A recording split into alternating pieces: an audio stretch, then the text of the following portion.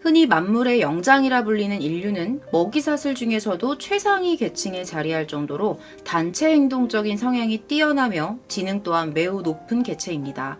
지금까지 인류가 이루어온 역사 및 업적 역시 참으로 다양하고 광범위하다고 할 수 있죠. 하지만 아무리 막강하고 놀라운 발전을 이루어온 인류라고 할지라도 대자연 앞에서는 한없이 무력해지기 마련입니다. 대표적으로는 재해와 질병이 있죠. 그 중에서도 오늘은 질병에 초점을 좀 맞춰서 여러분들과 이야기를 나누어 볼까 합니다. 인류의 역사는 질병의 역사와 같다라는 말이 있을 정도로 인류와 질병은 뗄래야 뗄 수 없는 관계에 자리하고 있습니다. 인류는 아주 먼 과거, 즉 인간이 지구상에 존재하기 시작한 이래로 현 시대에 이르기까지 수많은 질병으로부터 고통받아 왔습니다.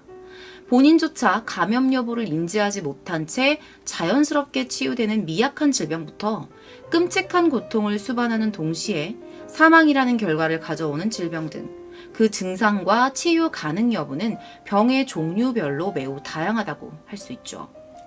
역사적으로 발발했던 질병의 종류를 몇 가지 한번 살펴볼까요? 수억 명의 사망자를 초래함으로써 인류 역사상 가장 최악의 질병이라 불리는 천연두, 오염된 물과 음식을 통해 감염되는 콜레라, 1489년 스페인에서 벌어진 종교전쟁에서 전쟁으로 인한 사망자보다 훨씬 많은 사망자 수를 낸 발진 티푸스, 발발한 지 1년도 채 되기 전 3천만 명이라는 인명을 앗아간 스페인 독감, 유럽 인구의 3분의 1을 사망케 한 패스트, 흑사병, 과거에 정말 수많은 질병들이 발생했었습니다. 질병은 인류 역사에 있어서 빼놓을 수 없는 과정이자 현재까지 이어져 오고 있는 사회 현상 중 하나입니다. 우리가 살고 있는 이 시대는 의학기술이 상당 수준으로 발달했기 때문에 대부분의 질병이 완치가 가능하고요. 더 나아가서는 예방까지도 할 수 있죠. 하지만 과거에는 그러한 기술과 대응력이 지금보다는 현저히 부족했기 때문에 여러 질병, 특히 전염성을 띠는 질병 앞에서 인류는 속수무책으로 무너질 수밖에 없었습니다. 하지만 아무것도 해보지 않고 죽기만을 기다릴 수는 없었기 때문에 각 국가와 지역에 맞는 민간요법 및 미신으로 이를 극복하려는 시도가 행해지기도 했습니다. 그러나 현대인의 관점으로 바라본 대부분의 민간요법은 상당히 터무니없고 이해할 수 없는 것들이죠. 사실상 그 방법들을 통해 앓던 병이 치유되는 일은 불가능했지만 그 시기 사람들이 의지할 것이라고는 민간요법뿐이었을 것입니다. 여러분은 한센병에 대해서 들어보신 적이 있나요? 1871년 병의 근원이 되는 세균을 발견한 노르웨이 출신 의사 한센의 이름에서 딴 명칭으로 불리는 이 질병은 박테리아의 일종인 나균과 나종균에 의해서 발생하는 만성 감염증입니다. 과거 우리나라에서는 한센병이라는 명칭 대신에 흔히 나병 또는 문둥병으로 불렸고요. 6세기에 처음으로 발생했다는 기록이 남아있는 걸로 봐서 그 역사가 매우 깊다고 할 수 있습니다. 한센병은 세균이 호흡기와 피부, 말초신경계에 침범해서 세포 조직을 변형시키면서 발생을 하게 되는데요. 잠복기간이 상당히 길어요. 긴 잠복기간을 거쳐서 전신에 발진이 나타나고 경계가 뚜렷한 피부염이 신체의 비대칭적으로 퍼져나갑니다. 뿐만 아니라 증상이 나타난 피부 부위에는 무감각 또는 과다감각의 증상이 나타나며 촉각, 통각, 온도 감각 등의 신경이 소실되면서 여러 합병증을 유발시킨다고 합니다. 지금 보이는 것은 한센병에 걸린 환자의 손을 찍은 사진입니다. 사실 나균이 가장 흔히 그리고 또 쉽게 침범하는 신경 부위가 팔꿈치라고 해요.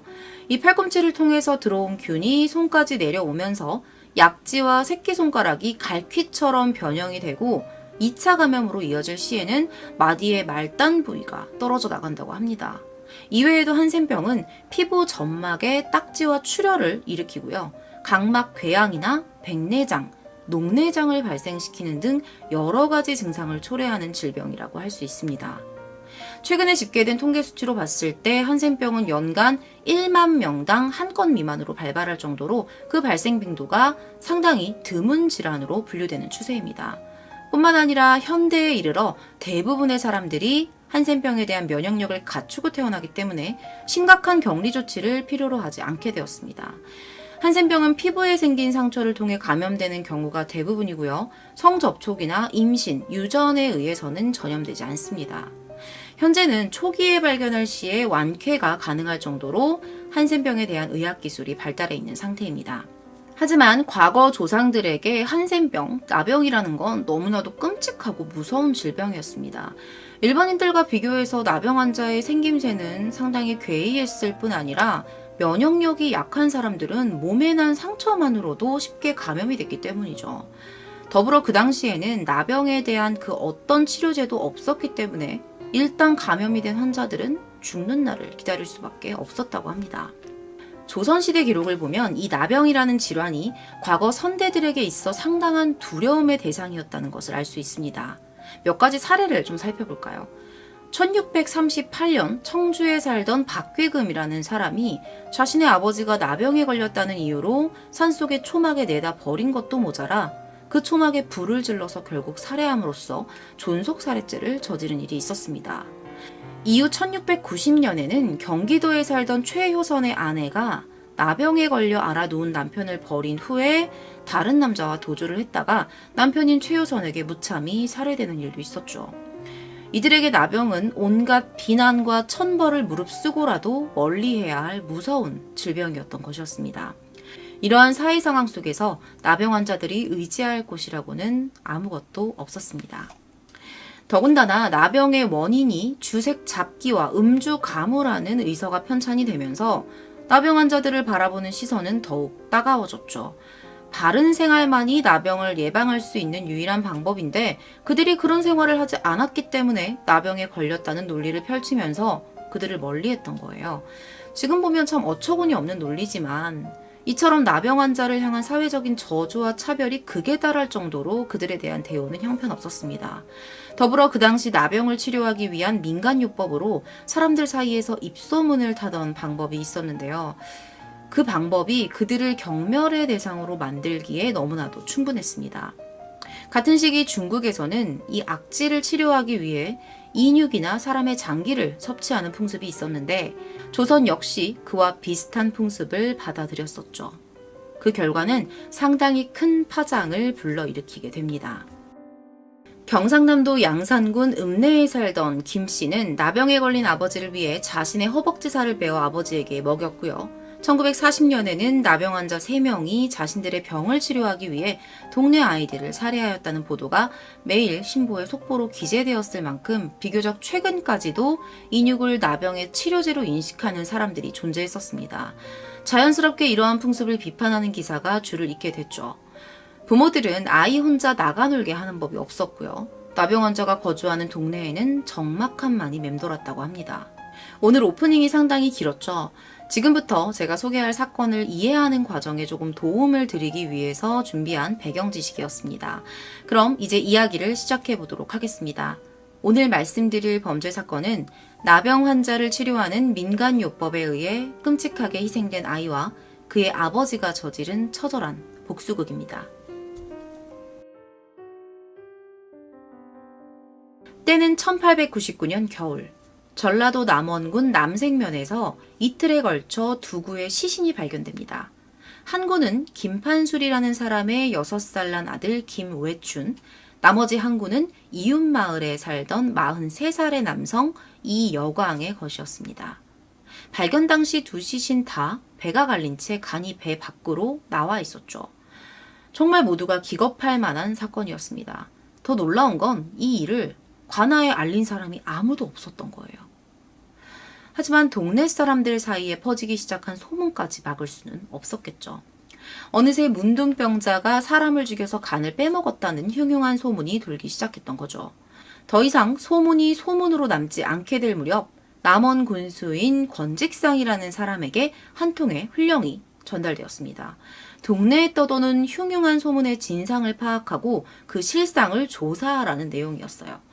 권직상은 소문의 주인공들과 관련된 사람들을 직접 불러 모았습니다. 시신 검시를 할 수 없는 상황이었기 때문에 오로지 소문과 관련된 사람들의 증언에 의지할 수밖에 없었죠. 본래 인명사건이라는 것은 반드시 검시의 과정을 거쳐야 했지만 사체가 매장된 지 1년이라는 시간이 지난 시점에서는 검시 자체가 불가능했다고 합니다. 1900년 음력 12월 9일 권직상은 죽은 아이의 아버지인 김판수를 마주했습니다.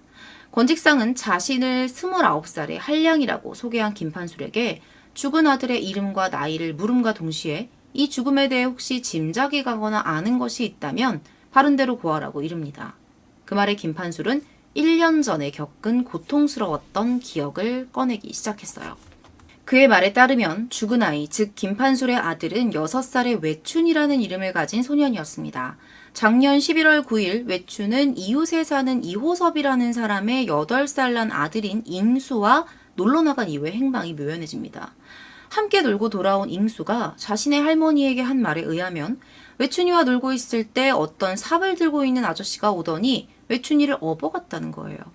따라가지 않겠다는 아이에게 돈까지 쥐어주면서 데려갔다는 증언으로 미루어 봤을 때 어떤 목적이 있었다는 건 분명했죠.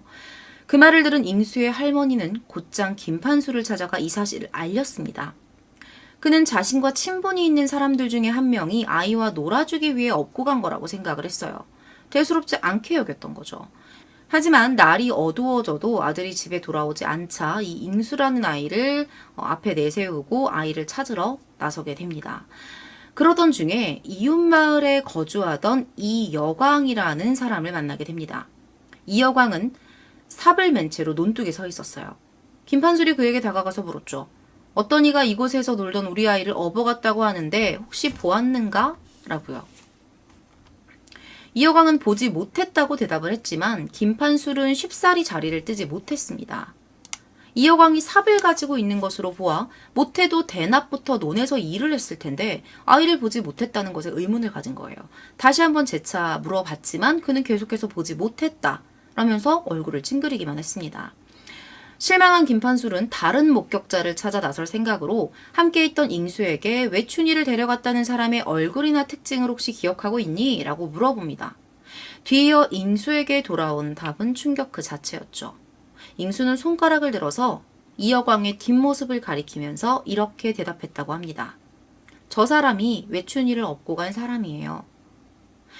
김판술은 1년이 지난 후에도 그 당시의 일을 똑똑하게 기억하고 있었습니다. 그는 잉수의 말을 듣자마자 머릿속에 2가지 사실을 떠올렸는데요. 바로 이여광의 집안에 대대로 나병 환자가 있었다는 것과 어린아이의 간이 나병에 효능이 있다는 소문이었죠. 단번에 그는 이여광이 아이를 해친 것이 아닐까 하는 의심을 가지기 시작했습니다. 더군다나 근처에 피막을 치고 거주하던 또 다른 나병 환자인 김 씨에 의해 그 시간에 이곳을 지나간 사람은 이여광 뿐이라는 말을 듣게 되면서 의심은 더욱 커져갔죠. 이어 김판술은 잉수를 앞세워 이여광이 아들을 업고 갔다는 길을 따라가 보았습니다. 그리고 산 뒤편에서 배가 갈린 채 죽어있는 아들을 발견하게 됩니다. 더욱 끔찍한 사실은 아이의 간이 배 밖으로 나와 있을 뿐 아니라 반만 남아있고 나머지 반은 없어진 상태였다는 거예요. 그는 아들의 시체를 발견하자마자 아이를 안고 이여광의 집으로 달려갔습니다. 곧바로 이여광을 결박하고는 네 놈이 내 아이를 죽여 간을 빼먹었냐면서 고래고래 소리를 지릅니다. 이여광은 완강히 부인했어요. 하지만 결국 본인이 나병 초기 증세를 보여서 아이를 데려다가 간을 빼서 먹었다면서 나병 환자인 자신의 동생과는 상관이 없는 일이라고 말했습니다. 상황 설명을 마친 김판술에게 군수는 아이를 살해할 때 사용된 증거물을 습득했었냐고 물었습니다. 곧이어 아들을 잃은 아버지의 분에 찬 자백이 이어집니다. 김판술은 사건이 일어난 이후 즉시 관에 고하려고 했지만 이미 늦은 밤이 되었기 때문에 아무도 없을 것 같아서 곧장 집으로 돌아왔다고 합니다. 너무 원통하고 분해서 뜬 눈으로 밤을 지샌 후에 다음날 해가 뜨자 이여광의 집으로 달려가서 그를 죽이고 배를 갈라 내장을 헤쳐봤죠. 그리고 그 안에서 아이의 간을 씹어먹은 흔적이 미약하게 남아있는 것을 확인하게 됩니다. 당시 사용된 흉기는요, 뒤따라오던 아내가 이여광이 기르던 닭의 둥지에서 발견한 피 묻은 칼이었고요. 김판술은 똑같이 그 칼을 이용해서 이여광을 살해했다고 진술합니다. 사건의 전말을 파악하게 된 권직상은 이여광의 형인 이우범을 불러 신문하기로 합니다. 이여광은 잔인한 살인마인 동시에 피해자이기도 했기 때문에 살해 동기와 피살된 원인을 분명하게 해야겠죠. 권직상은 이우범을 불러서 자세한 사건의 정황을 물어봅니다. 진술 내용은 김판술의 말과 정확하게 일치했어요. 양측의 진술이 일치한 만큼 그에 관해서는 더 이상 조사할 필요가 없다라고 판단을 했죠. 하지만 사건이 일어난 지 채 일주일이 지나기도 전에 이우범의 집안에서는 또 다른 사망자가 2명이나 더 발생을 합니다. 그 중에 한 명은 이우범의 셋째 동생인 이군필이었어요. 그가 바로 이여광이 죽기 전에 외춘에 대한 살해 혐의로부터 보호하려 했던 자신의 동생, 나병 환자이자 자신의 막내 동생이었습니다. 이군필은 형인 이여광이 자신의 병을 치료하기 위해 아이를 죽였다는 동네 사람들의 말을 듣고는 그 길로 집을 나가 뒷산에 있는 소나무에 목을 메고 맙니다. 뒤이어 세상을 떠난 이판용은 그들의 사촌 형제로 이 사건에 겁을 먹었는지 이군필에게 옮았던 나병이 급격히 심해지면서 죽음에 이르렀다고 합니다. 이렇게 한 마을에서 며칠 사이에 4명의 사람이 나병에 얽힌 죽음을 맞이하게 된 거죠. 하지만 이들이 죽은 후에 1년이 넘도록 아무도 이 사실을 관아에 알리지 않았습니다. 그 이유는 무엇이었을까요? 조선시대에는 마을 내에 살인사건이 벌어지면 곧바로 관청에 알리는 것이 의무화되어 있었습니다. 하지만 이 동네 사람들의 묵인하에 없었던 것으로 처리되는 일도 비일비재했다고 합니다. 악행으로 인한 소문이 동네에 끼칠 손해가 만만치 않았을 뿐 아니라 동네 명예가 손상되는 것은 물론 읍포가 강등되어서 물질적인 손해가 막심해졌기 때문이었죠. 게다가 신문 과정에서 동네 사람들 모두가 관아에 불려가다 보면 그 해 농사를 망치기 십상이었고요. 그 과정에서 혹독한 매질을 당할 수도 있다는 사실 또한 묵인 이유 중 하나였습니다. 김판술의 주변 사람들 역시 사건을 덮기로 모의를 했던 겁니다. 외춘의 아비인 김판술의 진술에 따르면 이씨 집안 측에서 먼저 합의를 청해왔다고 합니다. 이여광은 이미 살인에 대한 죗값을 받았고 김판술 역시 자식의 죽음에 대한 복수를 한 셈이니까 굳이 관에 고발해서 사건을 키울 필요가 없다고 생각을 했던 거죠. 하지만 마을을 관할하던 자에게는 사적인 화해를 방지하고 마을의 동태를 보고해야 할 의무가 있었기 때문에 당시 동네의 방장이었던 방채규가 관청으로 불려가게 됩니다. 그의 말은 다음과 같았습니다. 제가 방장으로서 작은 일이라도 관아에 고해야 하거늘 어찌 사건의 진실을 가리려고 하였겠습니까? 사건 발생 당시 관청에 사람이 없어 즉시 보고하지 못했을 뿐입니다. 저는 그저 두 집안이 독단으로 처리하기 어렵다면서 합의서에 서명을 부탁하기에 이름을 써줬을 뿐입니다. 사또인 권직상은 4명이라는 사람의 목숨이 관련된 살인사건을 사사로이 덮기로 했다는 이야기에 다른 사람도 아니고 한 마을을 관리하는 방장이라는 사람이 이것을 묵인하고 합의서에 서명한 사실을 이해할 수가 없었습니다.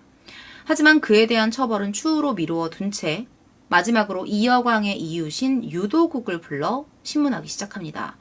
조선시대에서는 살인사건이 일어나면 죽은 이의 이웃을 반드시 조사했다고 하는데요. 그의 진술 과정에서 충격적인 사실이 하나 밝혀집니다. 김판술이 이여광을 살해하고 배를 가를 때 그 집안 식구들을 모두 모아서 결박을 해놓고 그 과정을 보게 했다는 것이었어요.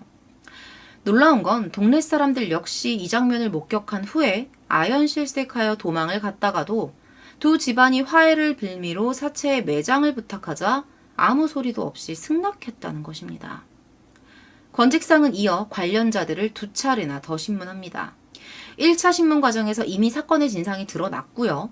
목격자들의 진술도 일치를 했으니까 다른 증언이 더 필요하진 않았어요. 하지만 이군필과 이판용을 자살과 자연사로 처리하기 위한 확증이 필요했기 때문이었어요. 계속되는 신문에도 특별한 점이 발견이 안 되자 권직상은 조사를 종결하고 관련 보고서를 상부에 올린 후에 그에 대한 단문이 오기를 기다립니다. 이후에 김판술은 어떻게 되었을까요? 1901년 5월 법부에서는 김판술을 석방하라는 판결을 담은 내용의 답장을 남원군으로 보내옵니다. 당시 김판술은 이여광을 살해한 죄로 남원군 감옥에 갇혀 처벌을 기다리고 있던 중이었죠. 사람을 죽인 살인자가 아무런 처벌도 받지 않고 버젓이 석방이 된다는 것은 지금으로선 조금 더 이해할 수 없는 판결입니다. 사적인 복수가 정상적으로 참작이 된 상황이었어요. 놀랍게도 이러한 결과의 배경에는 이 씨 집안에 대대로 나병 환자가 있었다는 사실이 자리하고 있었습니다. 오늘날에는 분노에 차서 우발적으로 저지른 살인죄에 복수라는 이유로 면죄부를 부여하진 않습니다. 하지만 100년 전의 김판술은 너무나도 당당했습니다. 자신의 머릿속에 있던 의심이 확신이 된 순간 전혀 주저하지 않았죠. 가해자에서 피해자가 된 이여광의 친족들은 물론 마을 사람들의 행동 역시 마찬가지였습니다. 왜 그들은 사사로운 합의를 침묵으로 인정해줬을까요? 그들이 보기에 김판술의 살인은 정당한 복수였기 때문입니다. 하지만 만약 이여광이 나병 증세를 보이지 않았거나 그 집안에 대대로 나병 환자들이 나오지 않았었다면 아무리 복수를 위한 것이더라도 그러한 사실이 죗값을 경감할 수 있었을까요? 근거 없는 민간요법과 그로 인해 차별받던 나병 환자들은 죽는 날까지 고통을 받으며 살아갈 수밖에 없었습니다. 그 고통은 몸의 고통뿐 아니라 주변인들의 무관심과 냉대를 포함한 것이었죠. 본인이나 가족들이 나병에 걸릴 시 그들은 즉시 마을에서 격리될 수밖에 없었습니다. 아픈 몸을 이끌고 거리를 헤매야 했어요. 아무리 이렇게 살아야 했던 그들이었다고 할지라도, 그리고 이런 민간요법이 마지막 남은 지푸라기였다고 할지라도 살인은 절대로 타인에게 이해를 받거나 정당한 방법이라고 여겨질 수 없는 것임은 분명한 사실입니다. 자신의 병을 낫게 하고자 죄 없는 사람의 목숨을 제멋대로 희생시킨 것이기 때문이죠. 게다가 예고 없이 소중한 가족을 잃은 사람들은 무슨 죄일까요? 하지만 한편으로는 그들이 살던 세상이 이런 극한의 상황을 초래한 것은 아니었나 하는 생각이 들기도 했습니다. 살고자 하는 발버둥과 죄 없이 희생된 아이, 그 아비의 처절한 복수, 100년이 지난 지금도 많은 생각을 하게 하는 사건이었습니다. 오늘 준비한 내용은 김판술 살인사건이었습니다. 시청해주셔서 감사합니다.